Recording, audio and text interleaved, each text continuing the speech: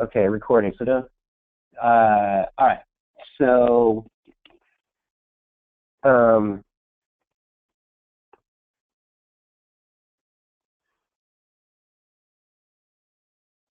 okay. So we just logged in, I believe, with the GIS admin username and password, and now we can actually edit or create schema in any of these data stores with that username.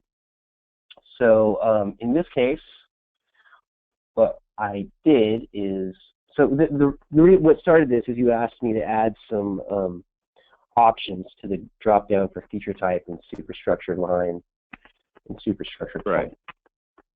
So okay, so we connected with GIS admin. We're connecting to the facilities data store because that's where those layers actually live. Connect. And let's just go ahead and add, not sub, super, line and point to the map.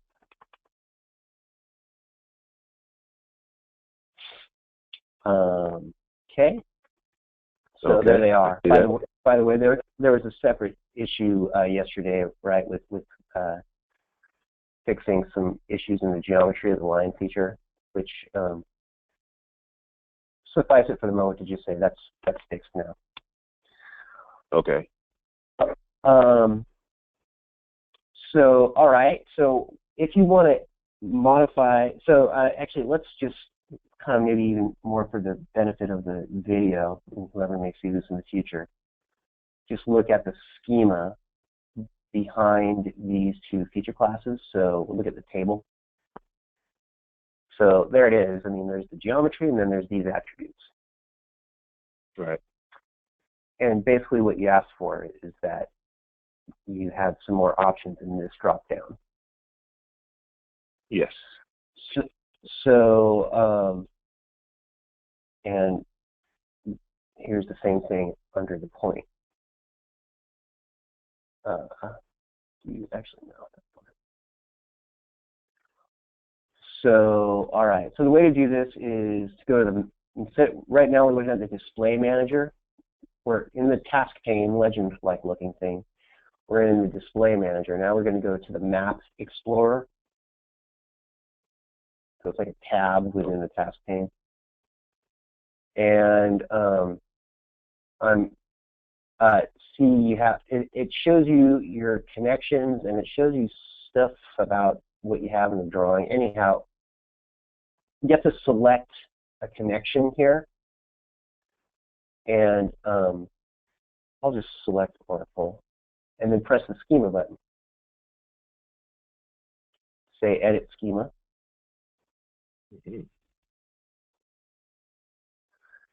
And we want to edit the schema of superstructure line. And in this case, so I should point out we could at this point, if we wanted, right-click on superstructure line and say new property. Basically what that does is it adds a new column or a new field to the table. And you can do certain kinds of edits as well.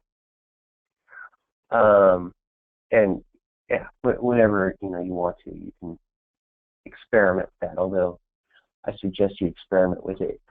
I think you can see these tools within the facilities username, but if you actually say like OK or apply to anything, it'll just fail because nothing will happen because you don't have the privileges to do it. Right. So I think I've been in this area before, so. Oh, okay. I've not been able to do anything. Yeah. Gotcha. So if you go to feature type, it's aware that there is a value list. So the drop-down options, it calls a value list. Oh, okay. And you can click on this and add stuff. Thing 1, thing 2. So I'm going to just say OK to that. OK. It's applying the schema. change. And did we do that in point or line? I don't even remember. It's been whatever this isn't. So, so feature type. Come on, there they are. There they are. Thing one, thing two, just like Dr. Seuss said. Okay, so yeah, that's it. That's how you do it. And like I said, you can use that same tool to do really most any edit to your schema that you want to do. All right, superstructures line. Yeah, let's just go back and fix that so it doesn't have thing one and thing two anymore. So I'll leave it to you then to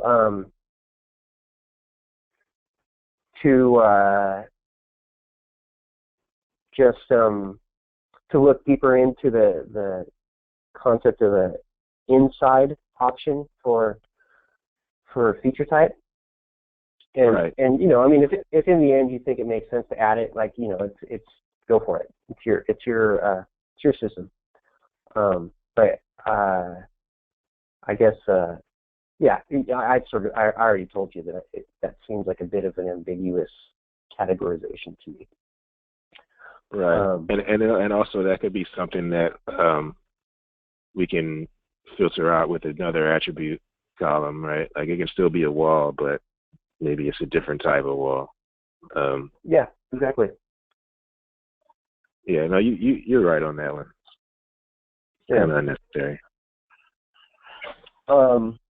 Okay, so that was the single most important thing I wanted to show you. And basically, I guess maybe kind of more broadly speaking, I wanted to introduce you to the schema editor tool, because that's the main point I'm trying to get at is that's a good way to modify underlying database structure through AutoCAD. Mm-hmm. And the option exists to do the same thing sort of directly in Oracle using SQL Developer. I've never seen this. Oh, I showed this to you when we did our training a long time ago, but okay. This is basically just sort of the generic interface for administering Oracle. And it's essentially it's just a way to issue SQL against the Oracle database, to write code against the Oracle database and stuff. But I'll just say that there's a bunch of tables within Oracle that you never even see with AutoCAD. Especially these tables that start with F, like you can see them in ArcMap, right? Mm-hmm. But you don't see them in AutoCAD, and the reason is that AutoCAD, this is called system metadata, or it's basically tables that AutoCAD looks for to get information it's data about data. So it's AutoCAD gets information about the data that it really should be reading, this stuff, mm-hmm. from here. And it helps it to interact with the data more efficiently. And things need to change in these tables when you make schema adjustments. So when I say things, I mean like data needs to be added and removed and stuff as you make edits. An example, just to kind of give you a sense of what I'm talking about here, is look at the attribute definition table. There's a record in the F_ attribute definition table for, oh, come on. You know, I think I need to refresh my connection. Yeah. I'm not surprised. I'm just. So this is where you address that geometry issue from the superstructure design layer. Yeah. Okay. It is. But just sticking with the schema editor thing, what I wanted to show you is that this table right here, it contains a record for every feature class and column that you're reading in AutoCAD. And so when you change table structure, like for anything, records are modified in here, which is not something that would happen if you just made the modification directly in Oracle without knowing to also do this. That's just a long way of saying that AutoCAD handles all that for you if you use its tools to modify schema. That's all. But yeah, let's talk about what you just brought up, the geometry issue within the lines, within the superstructure lines. So the basic problem was that there were some geometries within that layer that were not valid line features, and and some of them also had very complex. Some of them, even that were valid line features, were very complex curve-based line features that had like inner curves and all kinds of weird stuff going on. Okay. And you probably know, but in case you don't, I'll just point out that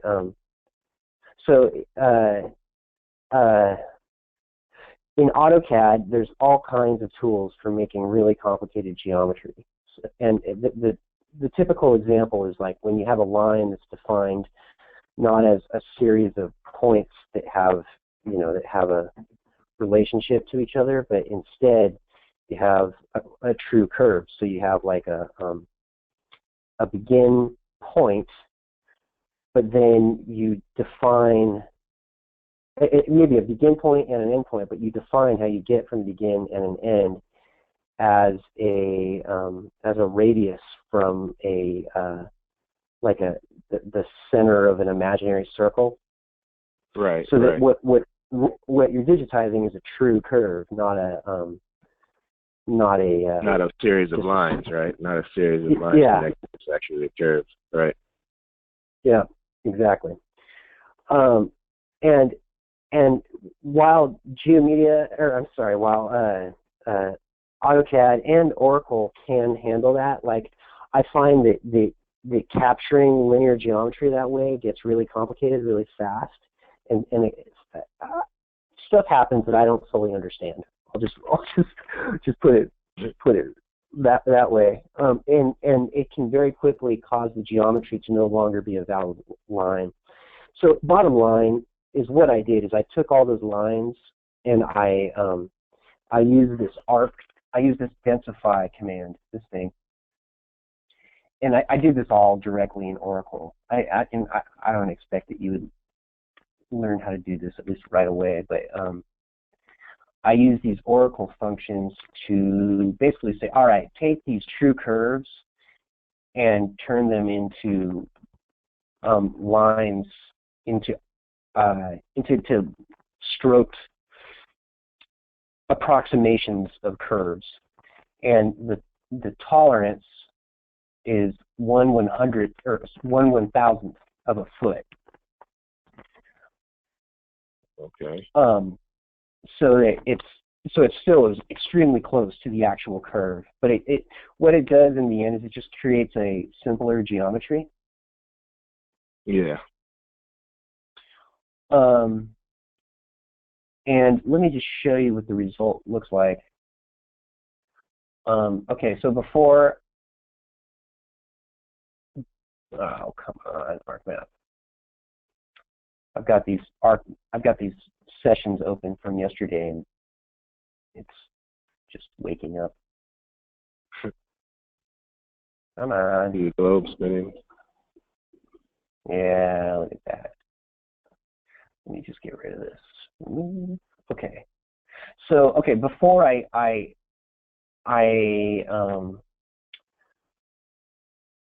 stroked the lines, I created an output so that you can see what it originally looked like. Yeah. And now, let me bring this in. All right, fine. I have to refresh this connection.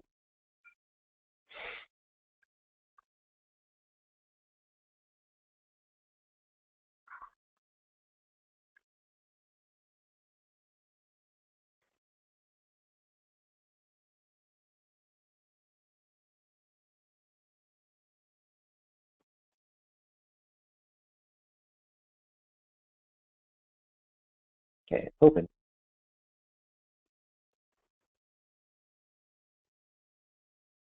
What am I doing wrong? You probably know what I'm doing wrong better than I do. Is there a reason this thing isn't dropping maybe down? you had to double click on that. Yeah, that's what I'm doing. It's not working? No. Refresh Oh, up here. okay. There we go. Huh. You know what? I'm just going to add a new database connection. Yeah, I don't know why that's not working. Yeah.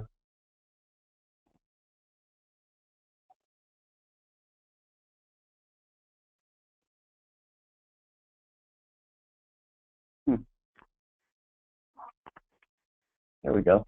There we go. All right, so facilities, superstructure line.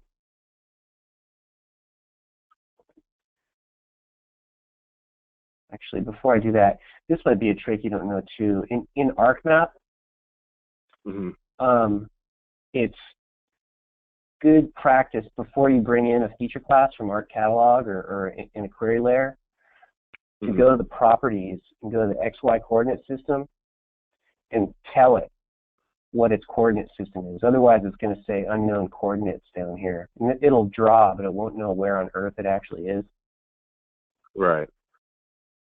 Okay. Whatever.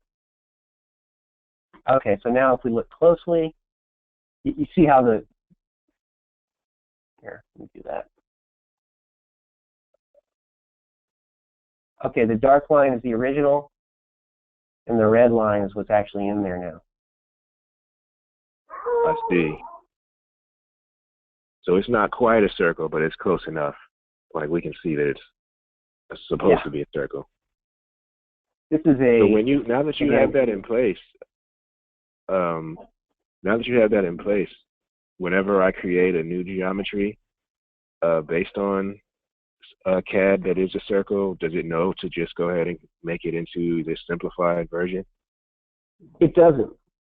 It does not. And I could implement that, something to automate that transformation. I'm not sure, though, that it's necessary. I mean, I don't know. You tell me. If you find yourself digitizing stuff that causes this problem, then we should probably implement that fix. But I just don't want to over-engineer automation like this if we don't have to. Okay.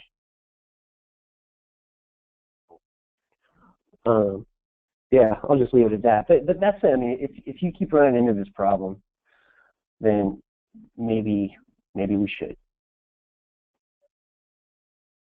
Okay. Yeah, I was just wondering how that all works. Yeah. Cool. You know, I should also point out there were a couple of records also that I just deleted because the geometry was too weird to fix. And I just figured, you know what, I'm just going to delete these guys and well, yeah, just leave it at that. So if something seems too complex, should I just maybe think maybe I shouldn't use this, right? That's something I should think about.